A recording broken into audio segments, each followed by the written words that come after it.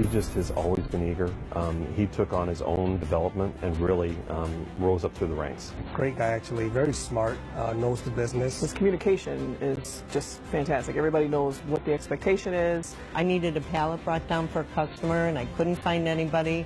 And there was Adam and he's, oh, I'll do it. He's out on the floor doing the same work as anybody else does.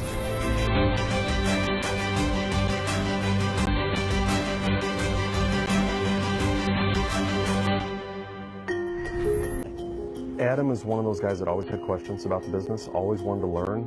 He was the youngest department head on staff. I think he was 21 or 22 years old at the time, and Adam was hungry.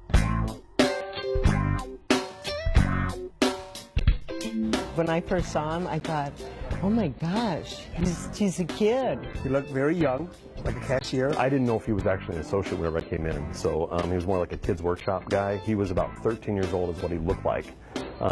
He was very young, very eager. Obviously, he's younger looking than he really is. After speaking with him, he just came off very genuine, and you could tell he has a lot of experience.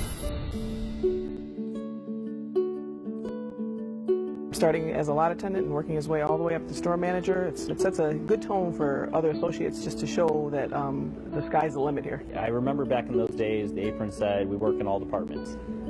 So that was a big thing for me, was learning a little bit about each and every department. So that way, when I'm pushing carts and moving them into the water heater aisle, I can at least inform the customer a little bit about the product. So I think he's one of the youngest store managers in the region. I remember walking him and him just asking questions. How to drive sales, how to motivate your associates, how to deal with customers, just questions about everything. He just has always been eager.